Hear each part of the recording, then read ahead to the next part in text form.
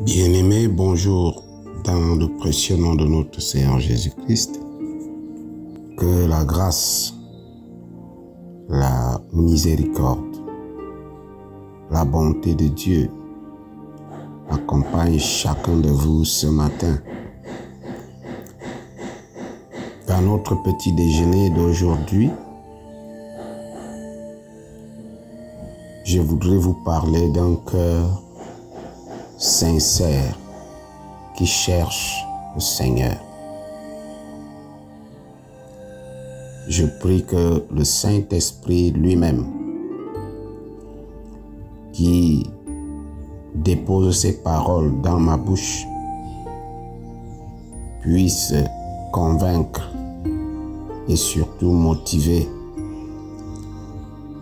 tous vos cœurs afin que vous compreniez et que vous mettiez en pratique ces paroles. Un cœur sincère qui cherche le Seigneur. Bien-aimés, notre Dieu est le Dieu qui connaît profondément chacun de nous, les motivations qui peuvent se trouver dans nos cœurs quand nous voulons le chercher.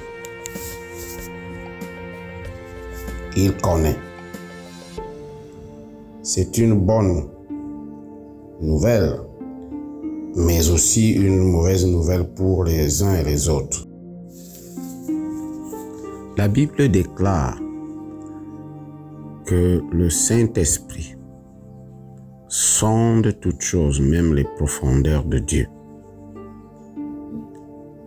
Lorsque je parcours la Bible dans le Nouveau Testament, surtout dans Actes des Apôtres, lorsque je me retrouve en train de suivre des témoignages, soit par des livres écrits par des hommes de Dieu, et ceux qui ont commencé l'œuvre de Dieu avant nous,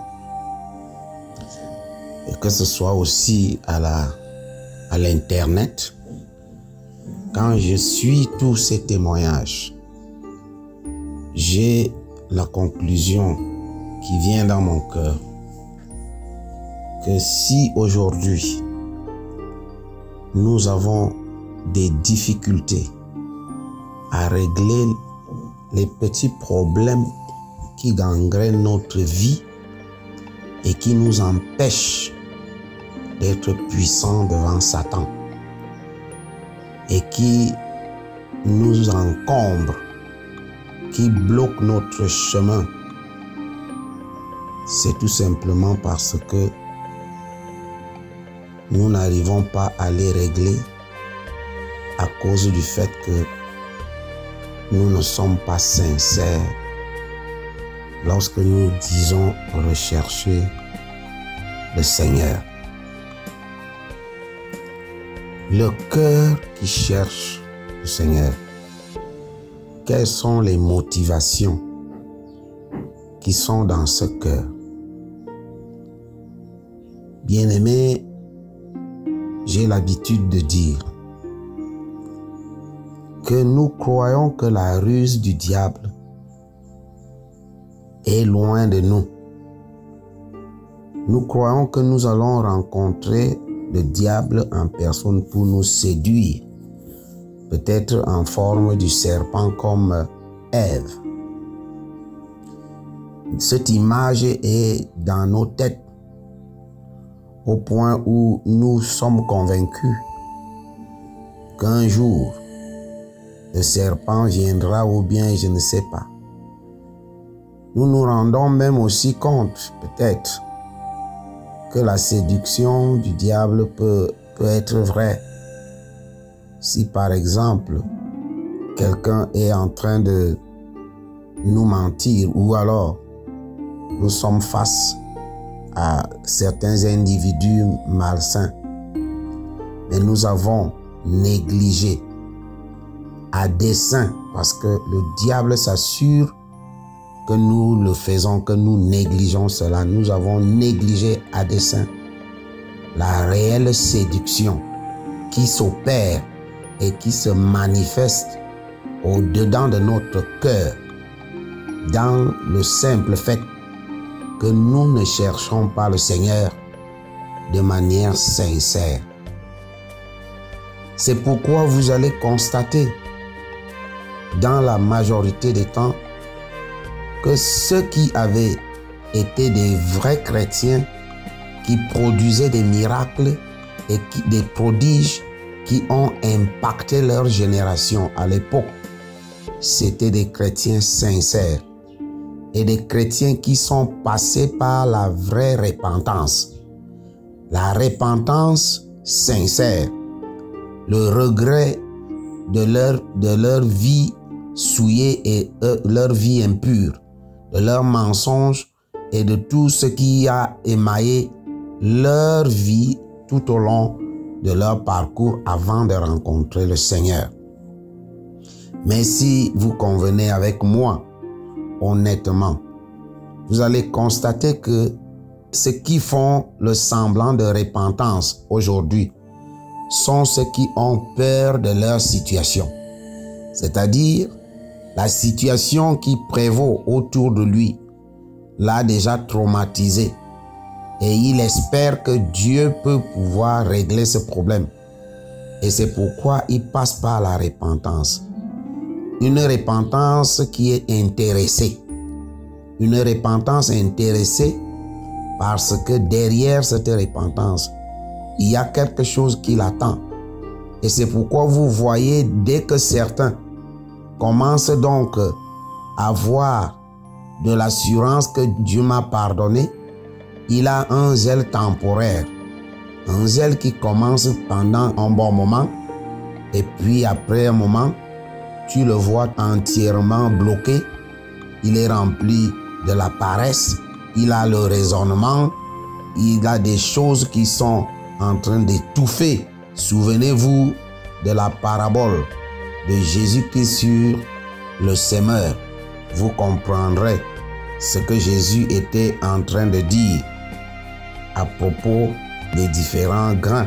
Et vous trouverez donc parmi les grains celui qui est tombé sur une terre rocailleuse, une terre où le fond était rempli de rochers, était rempli de cailloux. Le grain a très vite poussé, mais le grain n'a pas pu produire quoi que ce soit faute de racines. Est-ce que nous nous sommes arrêtés un instant pour comprendre le mystère de faute de racines? La racine, c'est quoi? Vous allez constater que la racine, c'est quelque chose qui n'est pas dehors. La racine n'est pas exposée. La racine n'est pas une chose que tu peux facilement attraper. La racine, c'est au fond, elle est cachée. Et c'est pourquoi la racine cachée est la profondeur que la parole qui entre en toi. Lorsque elle trouve que ton cœur n'a pas de roc. Le roc ici, c'est quoi? C'est le manque de sincérité, les intérêts. Quand ton cœur, ta repentance est intéressée, tu constates que il y a un calcul que tu es en train de faire au-dedans de toi. C'est sur ce calcul que Satan s'appuie pour bloquer les bénédictions. Jésus n'est pas incapable d'ôter autour de nous. Non, les bénédictions, les prodiges, les miracles, Jésus a donné ça gratuitement.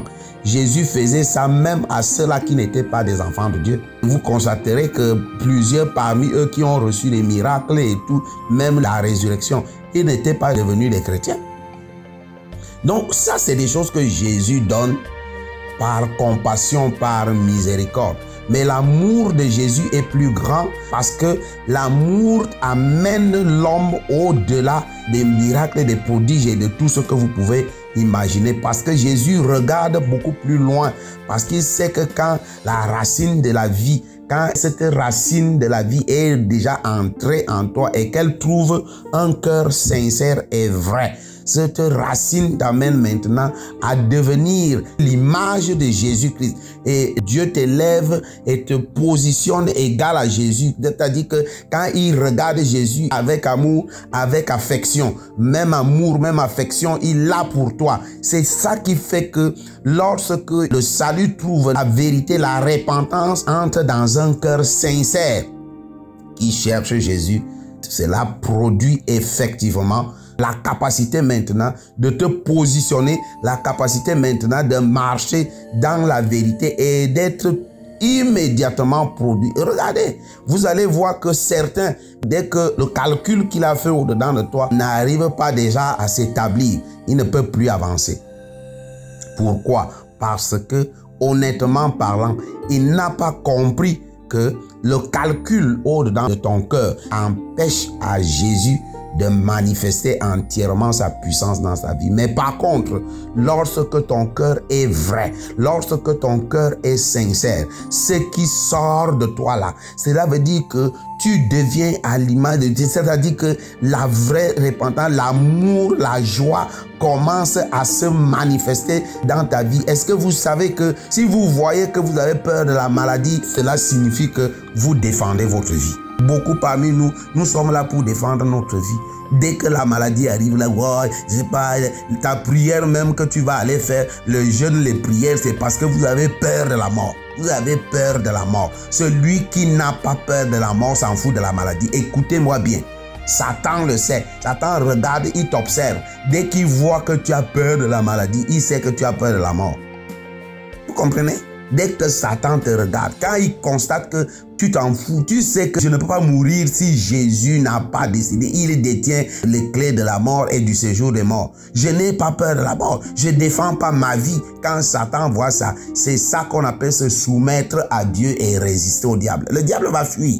Il va fuir. Il ne fuit pas dans vos vies. Pourquoi? Il ne fuit pas parce qu'il est déjà conscient. Il a déjà vu le calcul au-dedans de ton cœur. Quand on dit à quelqu'un, par exemple, que cette situation que tu es en train de faire là, ça ne t'amènera jamais à grandir dans la foi. Tu vas le voir, il est déjà comme un fou, il est déjà découragé, il est déjà fatigué. Tu vas voir immédiatement, il n'a plus la capacité de tenir devant le diable. Il est totalement chamboulé, il est chancelant, il ne peut plus avancer. C'est pourquoi? C'est parce qu'il n'a jamais été sincère et vrai dans sa repentance. Vous comprenez? Son cœur n'est pas sincère à chercher Dieu. Il se dit, si je suis un enfant de Dieu, vraiment, je veux faire de grandes affaires. Si je suis vraiment un enfant de Dieu, tout va marcher bien. Si je suis un enfant de Dieu, mon mariage va réussir. Si je suis un enfant de Dieu, tout ce qui avait échoué dans mon passé, ça va marcher. Si je suis un enfant de Dieu, je vais avoir des grands diplômes. C'est ça le problème. Ça, c'est un cœur de calcul. C'est un cœur de calcul. Et personne ne cherche le Seigneur sincèrement. La parole de Dieu parle de ça. Ils ne sont pas sincères. Personne n'est sincère en cherchant Dieu. Ils sont remplis de calculs, remplis de malhonnêteté au-dedans de leur cœur. C'est pourquoi je parle à quelqu'un ce matin. Parce que je sais que nous tous, nous ne sommes pas les mêmes. Il y en a qui sont vrais. Et à cela, je dis, réveille-toi, toi qui m'écoutes. Est-ce que ton cœur est sincère? Est-ce que réellement, tu cherches à être à l'image de Jésus? Ce que nous oublions souvent, selon le piège de l'ennemi, c'est que Jésus a vécu sur la terre. Tu ne peux pas tromper Jésus. Tu ne peux pas le tromper. Il a vécu sur cette terre et il connaît la condition humaine. Il n'a pas eu de femme. Donc, il n'a pas eu de femme pour que toi, tu sois marié. Mais tu ne peux pas te marier parce que toi, tu trouves que le mariage est une idolâtrie. Beaucoup ont déjà fait de leur situation des idolâtries. L'idolâtrie, c'est une chose que tu peux constater toi, mais on n'a pas besoin de venir te dire que tu es idolâtre. La seule petite preuve sincère et vraie est devant tes yeux. Sauf si tu refuses de regarder. La seule chose simple, la preuve que c'est de l'idolâtrie. Si Jésus te dit aujourd'hui que tu n'auras plus jamais ça. Comme par exemple Jérémie. Quand tu lis le livre de Jérémie, étudie un peu la vie de Jérémie. Jérémie était fiancé. Jérémie voulait épouser une belle jeune fille. Et quand Dieu vient le choisir, Dieu lui dit qu'il ne va pas épouser cette femme. Il ne va pas l'épouser. Jérémie, comme tout jeune, avait envie de faire sa vie avec sa fiancée. Mais est-ce si Jésus te dit aujourd'hui, écoute-moi bien, si Jésus te dit aujourd'hui que cette situation qui entre ton cœur là, j'ai classé ça, je ne veux pas que ça arrive dans ta vie, je te dis la vérité, tu ne vas plus suivre le Seigneur. Et c'est pourquoi beaucoup parmi vous sont fatigués, ils n'arrivent pas à marquer leur génération, à marquer leur entourage. Pourquoi? Parce qu'il n'y a pas de sincérité dans votre cœur. Il n'y a que le calcul. Alors, je suis en train de parler à quelqu'un ce matin pour lui dire que notre petit déjeuner d'aujourd'hui peut être costaud, c'est vrai, mais il faudrait que toi, tu révises ton cœur. Révise le cœur qui cherche Dieu. Si Dieu te dit aujourd'hui, donne-moi ta vie. Ah, j'ai déjà donné ma vie à Christ. De quelle vie tu parles? La vie là, le jour où tu as un problème. Jésus est déjà au tribunal. Bien-aimé, je ne me moque pas, mais à vrai dire, je suis en train de dire que ça me fait mal au cœur. Parce que lorsque nous voyons notre vie chrétienne d'aujourd'hui, elle ne ressemble à rien. Nous sommes déjà dans la vie moderne, dans la vie chrétienne intellectuelle et moderne, androïde et scientifique, mais il n'y a aucune sincérité. C'est pourquoi nous voyons comment les assemblées sont remplies de calculatrices scientifiques, les pasteurs sont obligés de mentir, les hommes de Dieu sont obligés de frapper. Bien-aimé, je suis en train de dire à quelqu'un ce matin, révisons nos cœurs. Sommes-nous réellement, sommes-nous véritablement en train de chercher le Seigneur? Il est mieux pour toi et moi que nous soyons sincères, parce que tout ce que Dieu a prévu pour toi ne pourra véritablement te bénéficier que si tu es en Christ dans la sincérité. Ne sois pas flatté à voir des choses qui n'ont aucune importance. D'ailleurs, depuis combien de temps tu vis dans le monde? Si ces choses pouvaient t'aider, si ces choses étaient bonnes, pourquoi cela est aujourd'hui devenu un problème pour toi? Et pourquoi tu t'es levé pour venir voir Jésus? Parce que tu as su que ce que tu avais vécu jusqu'au jour où tu rencontres Jésus n'était pas vrai. Pourquoi veux-tu encore rentrer là-bas? Pourquoi veux-tu encore penser à ça? Pourquoi veux-tu préserver ça? Pourquoi tu veux garder ça? Pourquoi tu veux épargner ça? Est-ce que tu ne peux pas décider définitivement de te séparer de ces envies, de ces besoins, de ces choses qui t'ont torturé, qui avaient pour plan détruire ta vie? Pourquoi tu veux défendre une vie que tu as dit remettre entre les mains de Jésus? Pourquoi tu veux encore la défendre? La parole de Dieu est sincère et vraie. Si quelqu'un cherchera à sauver sa vie, il la perdra. Mais celui qui perdra sa vie à cause de moi la retrouvera. Est-ce que cette sagesse peut entrer dans ton cœur ce matin pour que tu sois sincère et comprendre que tu as tout simplement besoin d'apprendre à faire confiance à Dieu? Tu ne peux pas remettre ta vie entre les mains de Dieu et vouloir encore la défendre. Cela signifie que tu n'as pas été vrai au début. Tu n'es pas sincère. Il y avait un calcul au-dedans de toi. Est-ce que tu peux être vrai, sincère ce matin pour que aujourd'hui, après ce petit déjeuner, tu te mets à genoux pour te repentir. Tu te mets à genoux pour être sincère et vrai. Parce que à ce moment où je suis en train de te parler, le Saint-Esprit est en train de faire un travail sérieux dans ta vie parce qu'il voudrait te ramener à la vraie victoire. Est-ce que tu peux cesser de vouloir préserver ta vie, de vouloir la protéger? Que le Seigneur te fortifie aujourd'hui. Et si tu es sincère, si tu es vrai, tu peux appeler et nous prierons ensemble par rapport à ce que tu voudrais entrer dans la vraie repentance. Car l'heure est déjà là où toi-même tu dois être vrai et sincère envers toi-même en observant si Jésus était ce qu'on avait dit. Pourquoi ça ne se passe pas? Et si tu peux retourner cette question vers toi en te disant, et si j'étais un tout petit peu sincère et vrai, est-ce que cela ne se ferait pas? Si j'étais un tout petit peu vrai et sincère, sans calculer, sans vouloir préserver ma vie, est-ce que les choses qu'on a dit de Jésus ne pouvaient pas se faire? Pose donc cette question. Au lieu de demander si Jésus était bon, si Jésus était fort, pourquoi ma vie ne change pas? Pose cette question de l'autre façon que je viens de t'enseigner. Que le Seigneur vous fortifie et que vous puissiez demeurer bénis. Amen.